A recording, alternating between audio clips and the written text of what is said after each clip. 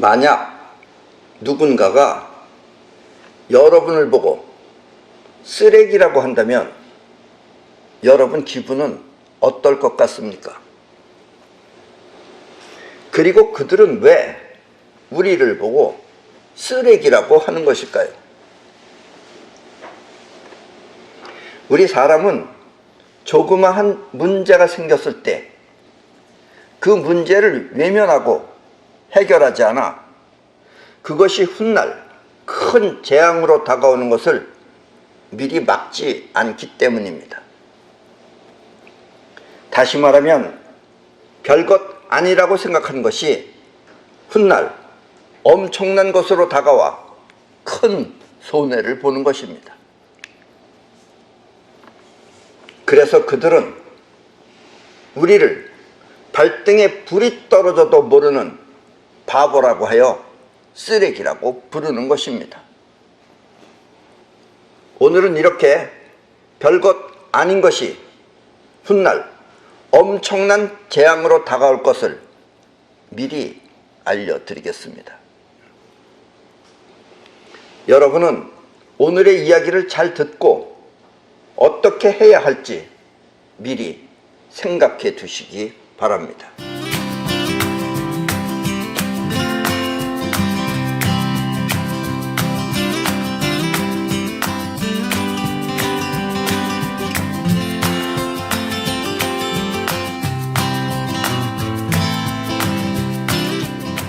우리는 눈앞의 것을 알아보고 또 소리를 통해 무엇인지 구별하는 것을 의식이라고 합니다.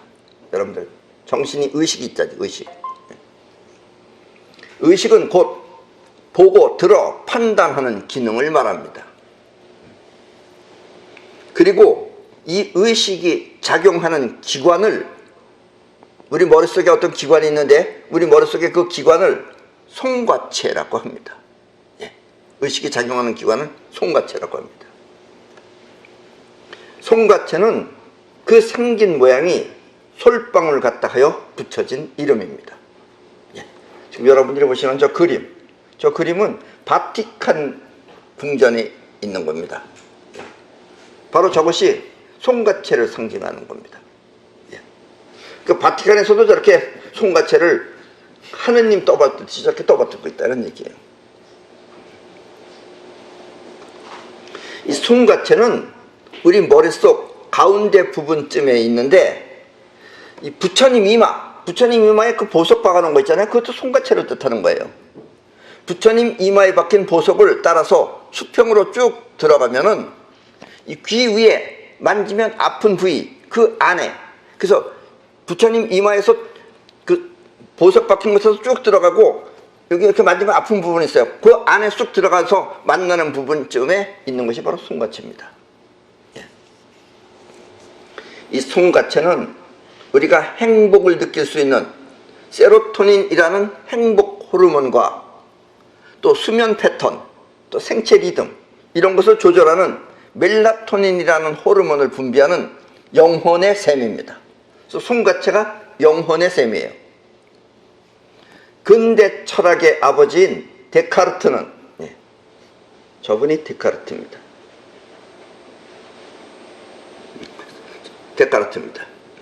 저 데카르트는 송과체를 영혼이 위치하고 있는 자리라고 하였습니다. 데카르트가 옛날에 송과체를 영혼이 위치하고 있는 자리라고 하였습니다. 바꿔 말하면 영혼이 느끼는 기감 능력의 발상지인 것입니다. 기감 능력은 쉽게 말하면 우리가 보통 촉이 섰다라고 표현하는 직감, 직접 느낀다 이거예요. 육감, 또 예감, 벌어질 일을 미리 안다 이거예요. 또 영감 따위를 말하는 것입니다. 그것이 바로 송과체예요. 이 송과체 안에는 빈 공간과 같은 방이 있어서, 지금 저기 송과체입니다. 저 맨 위에 이렇게 튀어나온 저 안에 비어 있어요.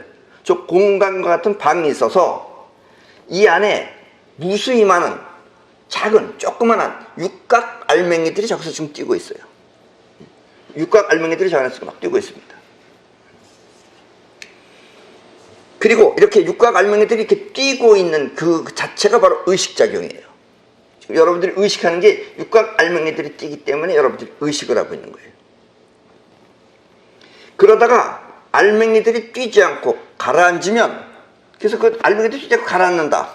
그때가 바로 의식불명 상태입니다. 혼수 상태로 되죠. 의식이 안 들어요, 그때는. 그러다가 다시 알맹이들이 뛰어오르면 의식이 돌아오는 것이고, 뛰지 않고 계속 멎어 있으면 그것이 바로 죽음입니다.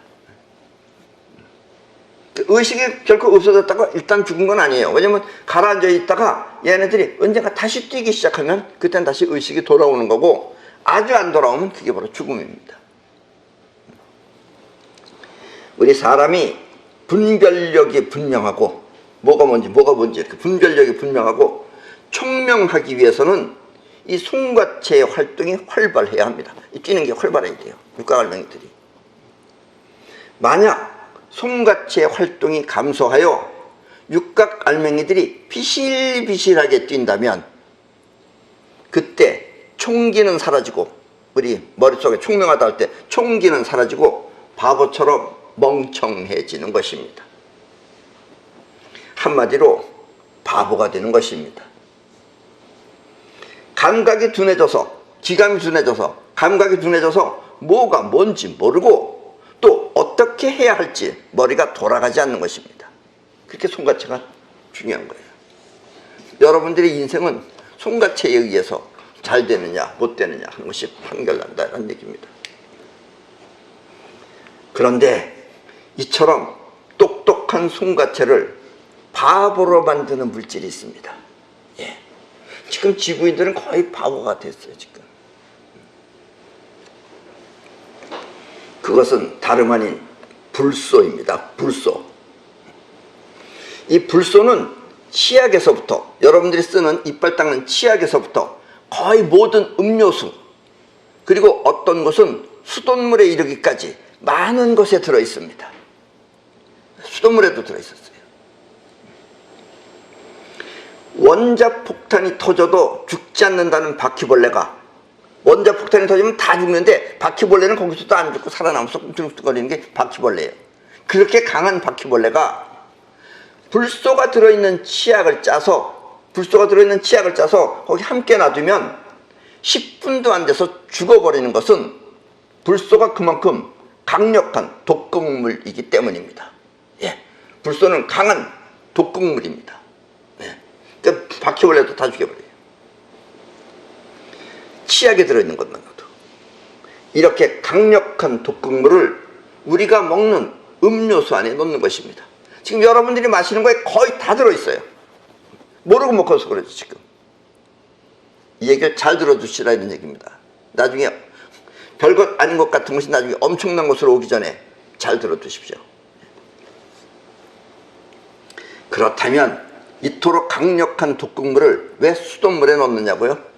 예, 이게 다른 나라에서는 이해가 돼도 우리나라는 사실 이해가 안 되는 겁니다. 우리나라는 나라가 국민을 위해서 독극물을 갖다가 저렇게 국민을 위해서 수돗물에다가 넣어주는 나라가 아니에요, 우리나라는. 그런 사소한 걸 가지고. 다른 나라는 이해가 돼요. 뭐 일본이 됐든 어디가 됐든 태국이 됐든 이렇게 자국민을 위하는 나라는 되는데 우리나라는 그런 거 하는 나라가 아니에요. 여러분들 살아봐서 알겠지만. 그런데 우리나라에도 딱 수돗물이 들어있었어요. 여러분들이 인터넷에 수불사업이라는 단어를 검색해보면, 수도할 때 수화에 갖다가 물 숫자에다가 불수할 때 불입니다. 수불사업이라는 단어를 검색해보면 알겠지만, 이 불소가 나쁜 독극물이라고 하여 넣지 말라고 항의하였더니, 예, 지금 저 그림 보세요. 이쪽도 이렇게 항의를 했어요. 그동안 많이 했어요. 요즘은 수돗물에 넣는 것은 일단 중지했다고 합니다.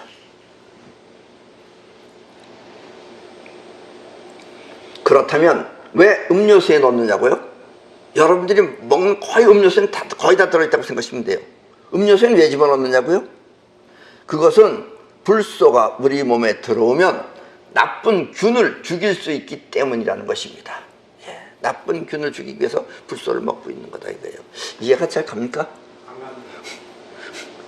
이게 원래가 그렇게 국민을 위하고 나라를 위하는 그런 나라에서 여러분들이 태어났으면 이해가 가요. 우리나라는 그런 나라가 아니에요. 아셨죠? 지금도 보세요. 나라가.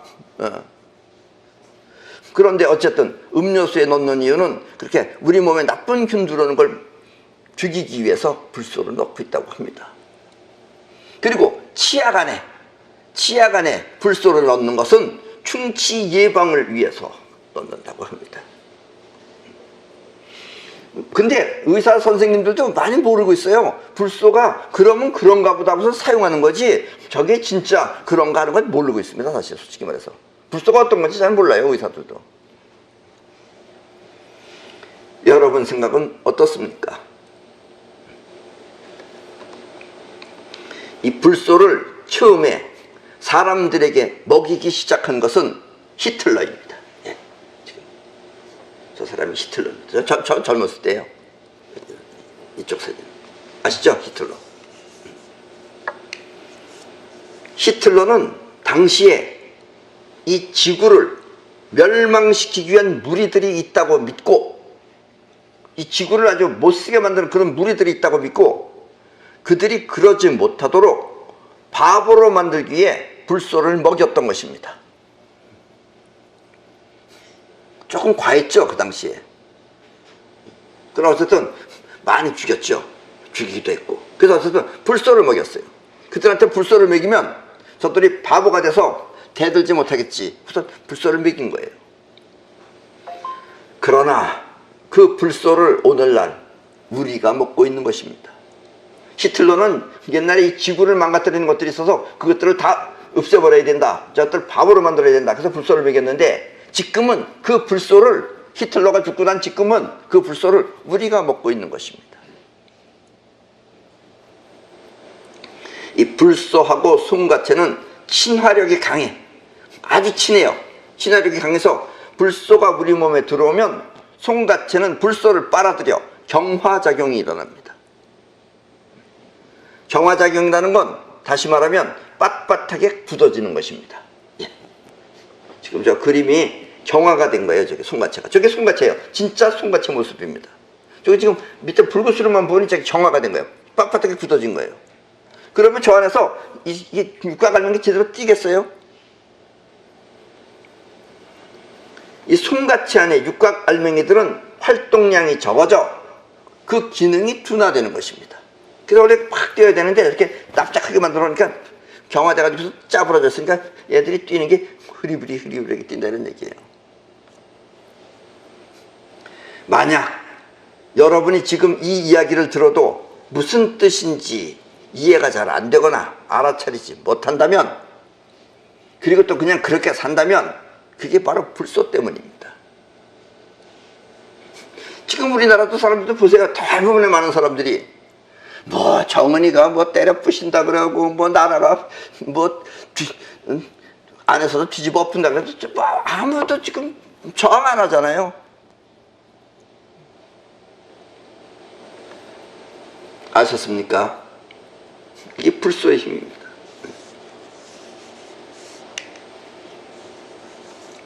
맛있는 불소 음료수를 불소가 들어간 음료수는 맛있습니다. 여러분들이 주로 먹는 것들이에요. 음료수를 계속 마셔야 할까요? 아니면 불소가 안 들어간 음료수를 마셔야 할까요? 생수, 여러분들이 마시는 생수 안에도 거의 대부분 다 들어있습니다. 불소가. 그래서 반드시 여러분들이 음료수를 마실 때는 그 성분을 확인하고 불소가 들어있지 않은 것을 마셔야 합니다. 생수도 마찬가지예요. 안 들어있는 게 거의 없어요. 겨우 한두 세 개 있을 겁니다. 그걸 찾아서 드십시오.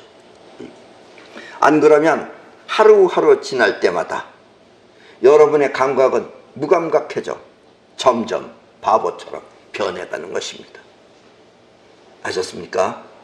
이게 바로 불소입니다. 1966년 미국의 예일대학교 신경생물학자 호세 델가도 박사는, 저분이 호세 델가도 박사입니다. 전기력으로, 이 전기의 힘을 통해서 사람의 동작, 움직이는 동작, 또 감정, 또 뭘 하는 행위 등을 원하는 대로 이끌어낼 수 있다고 발표하였습니다. 1966년이에요. 70년 전에 벌써 우리나라가 아니라 이 지구 안에 있는 과학자들이 전기를 통해서 사람의 동작이나 또 감정, 또 어떻게 시키는 것, 행동하는 것, 때를 원하는 대로 이끌어낼 수 있다고 발표하였습니다. 요즘은 주파수도 여러 가지를 많이 쓰고 있지만 그 1960년대는 FM 라디오 주파수로 작동하는, FM 라디오 주파수를 가지고선 작동하는 거예요. 스티머시버라고 불리는, 스티머시버는 일종의 전자칩입니다. 스티머시버라고 불리는 칩을, 저게 바로 스티머시버 칩이에요. 크죠, 저 당시에는. 그리고 지금 아까 그 호세 이 델가도 박사가 지금 서 있는 앞에 그림, 저 손에 들고 있는 게 바로 저게 역시 마찬가지로 스티머시버 칩입니다. 저게 지금 손에 들고 있는 게. 저 칩을 통해서 인간의 분노, 화나게 하고 화를 가라앉히고, 또 성욕을 일으키거나 성욕을 감퇴시키거나, 또 피로감, 피로하게 만들거나, 아니면 피로감을 없애버리거나 등의 감정 조절이 가능하다는 것을 입증한 것입니다. 스티머시버는 일종의 전자칩입니다. 전자칩입니다. 저것들이 다 그 당시의 전자칩이에요. 저것들이. 요즘 거에 비하면 사실 굉장히 고풍스럽죠. 요즘은 전부보다 훨씬 정밀하죠. 이 캘리포니아 대학의 로스 박사는 특별한 라디오 주파수를 사용하면 목표물의 뇌파에, 특별한 라디오 주파수 통해서 멀리 떨어져 있는 그 목표물의 뇌파에 직접 영향을 끼친다는 것을 알아냈습니다. 이게 다 1900년대 때 하는 거예요. 50년, 60년대 때. 또 다른 과학자 앨런 프레이의 연구는 한층 더 진보해서, 앨런 프레이, 전자기파를 피실험자에 맞추면, 전자기파를 피실험자한테 맞추면 원격으로 잠에 빠져들게 할 수도 있다는 것을 발견하였습니다. 그러니까 본인은 잠자기 싫은데 멀리서 누가 나를 갖다 잠자게 만드는 거예요. 난 왜 자는지 모르고 자는 거예요. 또 이 연구에 더해서 악명 높은 월터 리드 육군연구소의 요셉 세프 박사는 이 변조한 극초단파에, 극초단파를 변조시켜서 거기다가 우리 언어, 말을 담아서 날려보내는 실험을 했습니다. 말을 담아서. 그리고 직접 전자기장에 앉아 수신하던 요셉 박사가 본인이 이제 그 전자기장에 앉아서 거기서 수신하는 거예요. 본인이 멀리서 보내는 거니까. 그리고 동료가 날린 말소리를 알아듣는 실험에 성공했습니다. 그러니까 멀리서 누가 예를 들면 야 일어서, 그러면 일어나는 거예요. 본인은 왜 일어나는지 모르고 일어나는 거예요. 원격으로 조절한다 이런 얘기예요. 앞에 말한 1960년대 앨런 프레이가 성공한 실험에 같은 효과가 더 미묘하게 사용될 수 있음이 1973년에 월터 리드 육군연구소의 조셉 세프 박사에 의해 증명된 것입니다. 어렵게 들으시, 지금 이 얘기가 극초단파 이렇게 나오셔서 여러분들 복잡하게 생각하실 필요 없어요. 그러니까 멀리서 잠자게도 할 수 있고, 감정도 나쁘게 할 수 있고, 다 조절할 수 있다 이거예요. 본인이 왜 하는지 모르게 갑자기 나가 일어나서 노래 부르고 이런 걸 할 수 있다 이런 얘기입니다.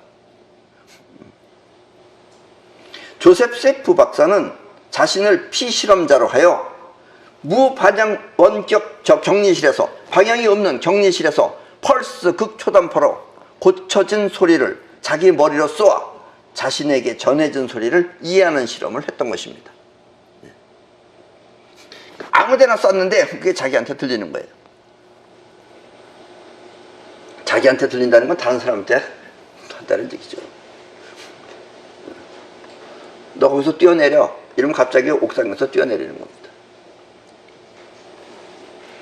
이와 같은 장치는 목표한 인간을, 상대편, 자기가 목표한 사람을 소리로 교란시켜서 미친 상태가 되도록 하거나 아니면 살인, 지령을 내릴 수도 있다는 뜻입니다. 죽여! 그럼 죽이는 겁니다. 왜 죽였는지 몰라요, 본인은. 사진에는 내가 죽인 거니까 내가 살인자가 되겠죠. 근데 난 살해할 의욕이 전혀, 의도도 없고 아무것도 없었어요. 그냥 내가 죽이는 거예요. 그리고 다른 펄스 주파수가 다른 조직에 비슷한 압력파를 일으켜서 여러 가지 신진대사 장애를 일으킨다는 것도 관찰되었습니다.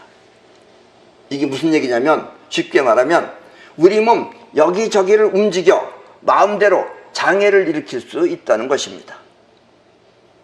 그러니까 멀리서 우리 신진자세에 장애를 일으킨다는 것은 여기서 우리 몸을 여기저기 마음대로 움직이는 거예요. 내가 움직이는 게 아니고 멀리서 누군가가 움직이는 거다, 이런 얘기예요. 이 말은 한마디로 죽일 수도 있다는 뜻입니다. 그러니까 나는 왜 죽는지 모르고 죽는 거예요. 멀리서 날 죽여버리는 거예요. 심장을 막 뛰게 해서 죽이거나 어떻게 죽게 한다, 이런 얘기예요. 그러니까 난 왜 죽었는지 모르는 거예요. 목숨이 지게에 달려있다는 얘기예요. 1960년대에 앨런 프레이는 여러 가지 펄스로 변조된 극초단파 펄스로 개구리의 심장 박동을 빠르게 또는 느리게 또는 정지할 수 있다고 보고했습니다. 그러니까 개구리가 갑자기 막 심장이 뛰었다가 또 갑자기 심장이 천천히 뛰었다가 그 다음에 스톱 시켜버린다 이거예요. 이것은 인간의 심장을 공격하는 장치를 개발하는 것이 기술적으로 가능하다는 것을 시사하는 것입니다. 사람도 죽일 수 있다, 이런 얘기죠. 바꿔 말하면 인간을 죽일 수도 있다는 뜻입니다. 이 신경과학 실험 중 가장 매력적인 실험은 호세 델가도 박사의 아까도 얘기했죠? 스티머 시버 칩 실험입니다. 호세 델가도 박사는 자신의 발명품인 스티머 시버 칩을 1965년 5월에 스페인에 있는 스페인 코르도바에서 루세로라는 이름의 황소한테 이식을 해가지고 투어를 하였습니다. 투어. 이 와이셔츠에다가 넥타이를 맨 호세 델가도 박사가 리모컨 하나를 든 채, 저것이 지금 그 리모컨 가지고 있는 모습입니다. 저걸 들고서 들어갔어요. 이 호세 박사가 투구장에 들어서자 루세로는 맹렬하게 박사한테 달려들었습니다. 막 미친 듯이. 그리고 황소가 가까이 왔을 때 박사는 리모컨을 탁 눌렀어요. 그랬더니 루세로는 즉시 그 자리에 멈춰선 것입니다. 지금 황소가 지금 루세로가 멈춰선 겁니다. 갑자기 얌전해졌어요, 황소가. 5월 17일 이 실험은 뉴욕 타임즈에 실려 전 세계인을 깜짝 놀라게 하였습니다. 바로 그때 그 신문입니다. 뉴욕 타임즈. 지금 이 지구는 두 가지 부류의 인간이 있습니다. 두 가지 부류. 그중 하나는 현실을 통해 자신을 위하는 부류와 이 현실을 통해서 자신을 위하는 부류와 또 하나는 자기 심정이 필요로 하는 것을 찾아 헤매는 부류가 그것입니다. 무슨 뜻인지 아시겠어요, 이거? 네. 날씨가 추워질 것을 대비해서 지금은 6월달이지만 지금 이제 여름이 오지만 역시 여름이 지나가면 다시 겨울도 옵니다. 그렇죠? 그러니까 다시 날씨가 추워질 것을 대비해서 어떤 땔감이 좋을까 생각하며, 땔감도 여러 가지가 있잖아요. 장작 떼는 것도 있고 석탄 떼는 것도 있고 기름 떼는 것도 있고 또 그 밖에 더 좋은 것이 나올 수도 있어요. 그러니까 어떤 땔감이 좋을까를 생각하며 잘 봐뒀다가 땔감을 미리 준비하는 것은, 바로 그렇게 사는 것은 현실을 통해 자신을 위하는 부류에 속하는 사람들이고, 그렇게 속하는 것이. 그렇게 안 하다가 맹탕 있다가 날씨가 추워지면 추운 난로를 찾아서 헤매는 것이 심정이 원하는 현실을 찾는 부류에 속합니다. 그렇다면 지금 여러분은 본인이 어느 부류에 속한다고 생각하십니까? 대체로 많은 사람들은 세상에 무엇이 있나를 살피기보다는 자신의 심정이 요구하는 대로 현실을 찾아 헤매는 것이 보통입니다. 세상에 무엇이 있나는 관심이 없다가 내가 필요하면 그때 이제 막 찾아다닌다, 이런 얘기예요. 때문에 이런 사람들은 위에 생물학자들이 연구한 결과를 보면, 그런 사람들은 아까도 얘기했지만 뭐 호세 박사가 저렇게 황소를 멈췄다, 이런 걸, 그 연구 결과를 보면 대단하다고 놀랄 뿐 그것을 자신과 아무런 연관도 짓지 않는 것입니다. 그런데 현실을, 자기를 위해서 현실을 하는 사람들은 그런 걸 보면 어떻게 생각하겠어요?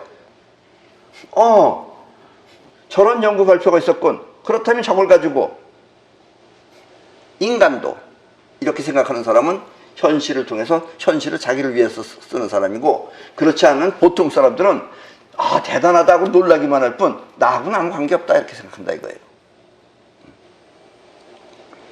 그래서 현실을 통해 자신을 위하는 부류가 자기 심정이 원하는 걸 찾아 헤매는 인간들을 보면은 쓰레기처럼 느낀다, 이런 얘기입니다. 예. 이제 쓰레기가 누군지 아셨죠? 그리고 왜 날 보고 쓰레기라고 저것들이 하나 하는 것도 이해하셨죠? 예. 이렇게 현실보다 자기 심정이 현실인 것처럼 생각하는 사람은 현실을 통해 자신을 위하는 부류가 생물학자들의 연구 결과를 갖고, 저런 연구 결과들을 갖고 자신을 지배한다는 사실을 알지 못하는 것입니다. 저들은 저런 걸 가지고 다 이용을 해요. 근데 우리 인간은 대단하네, 이렇게 생각하고 잊어버린다 이거예요. 현실을 통해 자신을 위하는 부류는 언제나 세상을 살펴봅니다. 언제나 항상 세상을 살펴봐요. 그 사람은 현실이 자기의 인생이에요. 이렇게 세상 모든 것을 살펴보는 눈을 그들은 뭐라 그러느냐, 그거를 전시안이라고 하며, 전시안, 그들은 전시안을 통해 세계에서 벌어지는 모든 일을 감시하는 것입니다. 예. 우리나라 그 올림픽, 평창 올림픽, 거기도 우리는 보통 가잖아요. 모두 사람들 가서 박수 치고 있는 거예요. 그리고 하늘에서 쳐다보세요. 그 올림픽 경기장이 어떻게 생겼어요? 그게 눈입니다, 눈. 그게 전시안이에요. 그 우리 인간들은 모른다, 이런 얘기예요. 보통 사람들. 쓰레기들은 그런 걸 못 본다, 이런 얘기예요. 그거를 거기 안에 들어가 있으면서도 못 본다, 이런 얘기예요. 그래서 쓰레기예요. 혹시 여러분은 베리칩이라는 이야기를 들어보신 적이 있나요? 베리칩. 예. 저기 바로 베리칩입니다. 개나 이런 반려동물한테 넣는 것도 일종의 베리칩입니다. 반려동물한테 베리칩 넣죠. 뭐 이유는 여러 가지 있죠. 이 삼성전자가 바로 베리칩 반지입니다. 전자기술이 발달됐기 때문에. 삼성전자는 이것을 8천만 개 이상을 미국에 납품을 했고, 또 우리나라 정부는 이것을 반려동물한테 넣지 않으면 벌금이라도 부과할 계획을 갖고 있습니다. 부과할 겁니다. 지금 하고 있나요? 하고 있어요. 법률상으로 하고 있죠. 그럼 여러분들 그거 보면 어떻겠어요? 이렇게 이걸 안 집어넣으면 벌금을 내야 되는구나 하는 걸 이제 인식을 시키는 거예요. 그리고 이제 여러분들이 맞을 때, 여러분들이 안 맞으면 어떻게 하겠어요? 벌금 나올 것 같아요, 안 나올 것 같아요? 생각해 주시라는 얘기입니다. 생물학자가 되었든 아니면 지질학자가 되었든 뛰어난 인간의 연구는 이렇게 현실을 통해 자신을 위하는 부류에 의해 사용되고 있습니다. 사람은 순수하게 그걸 해요. 목표가 다른 데 있는 거예요. 생물학자들이 그거 만든 거는 인간을 위해서 만든 겁니다. 근데 그게 인간한테 쓰여지고 있어요. 지질학자들이 석유를 캐기 위해서, 석유가 어디 있는지 알기 위해서 뭔가를 만들어내면 그걸 딴 데다 사용하고 있습니다. 그래서 쓰나미가 일어나고 지진이 일어나고 이럴 수 있다 이런 얘기. 베리칩은 일종의 전자칩입니다. 지금 여러분이 사용하고 있는 그 신용카드나 또 멤버십 카드 같은 전자카드를 몸속에 넣고 다니기 위한 것이 바로 베리칩입니다. 그럴 때 이제 불편하다고 생각하면서, 불편하긴 왜 불편해요? 그 정도도 편리한 거예요. 근데 그걸 여러분들 몸속에서 넣어라 이런 얘기예요. 이제 베리칩을 몸속에 넣고 다니면 아파트나 회사 등을 출입할 때 신원 확인을 하지 않더라도 출입할 수가 있고, 대체로 베리칩을 손에다가 넣습니다. 엄지와 검지 사이에. 그리고 찍 대면 되는 거예요. 또 자동차 시동을 걸 때, 요즘은 자동차 시동을 예를 들어서 키로 안 걸죠. 나는 그냥 카드 가지고 다닙니다. 카드를 몸에 가지고 있으면 자동차가 시동 걸 수 있어요. 그걸 이제 카드를 몸속에다 넣어라 이런 얘기죠. 시동을 걸거나 또 물건값을 계산할 때 쉽게 처리할 수도 있습니다. 물론 해외에 나갈 때는 여권, 이제 여권이 필요 없는 거예요. 베리칩만 있으면. 여권을 통해서 공항에서 사용하고, 또 승차권 또한 따로 필요가 없는 것입니다. 여기 비행기표까지 다 들어가 있는 거예요. 이거 하나면 다 된다 이런 얘기죠. 지금 이 스웨덴 같은 나라에서는 2018년부터 베리칩을 실시해서 많은 사람들이 그걸 몸속에 넣고 다니고 있습니다. 이미 실행한 데 많아요. 우리나라도 맞은 사람들 많이 있습니다, 사실은. 그러면 결과적으로 그 사람의 위치는 드러날 것이고, 어디 있는지 다 알죠. 우리가 반려동물 어디 있는지 알듯이. 또 그 사람의 재산 및 신상은 그대로 노출될 것입니다. 어떤 놈인지 빠삭하게 다 드러나는 거죠. 뭐 매치면 그런 건 안 한다고 말을 하겠죠. 그렇게. 그 믿어요? 요즘은 함부로 믿으면 안 됩니다. 그리고 위에 말한 생물학자들의 연구 결과를 그 칩 안에 내장한다면 여러분은 누군가에 의해 미쳐버릴 수도 있고, 또 감정이 나 아닌 나로 바뀌어 살아갈 수도 있습니다. 또 누군가가 시키는 대로 말을 듣지 않으면 그 칩을 통해 여러분의 목숨을 끊어버릴 수도 있는 것입니다. 이렇게 인간이 만든 고귀한 연구가 인간을 위해 쓰이는 것이 아니라 인간에게 사용될 수도 있는 것입니다. 현실을 통해 자신을 위하는 사람들은 이와 같은 발명품을 자신을 위해 사용하지만, 자신을 위해 현실을 사는 사람한테는 이와 같은 발명품이 그저 놀랍기만 할 뿐 남의 일처럼 생각되는 것입니다. 그래서 남의 일처럼 생각하는 사람은 쓰레기다 이런 얘기예요. 쓰레기. 만약 지금 여러분이 이 칩을 몸속에 넣어야 한다면, 지금 베리칩을 맞아야 한다면, 그때 여러분은 어떻게 행동하시겠습니까? 맞으시겠습니까? 어떻게 하겠습니까? 한번 잘 생각해 보시기 바랍니다.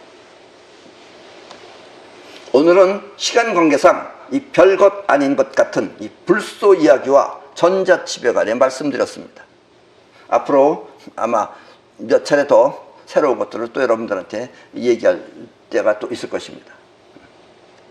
여러분 자신과 또 여러분의 자녀가 이와 같은 현실 속에 살고 있다면, 지금 이와 같은 현실 속에 살고 있다면 여러분은 어떻게 하시겠습니까? 결코 별것 아닌 것이 훗날 엄청난 것이 될 수도 있는 것입니다. 아셨죠? 예. 그럼 오늘 강의는 이것으로 모두 마치겠습니다.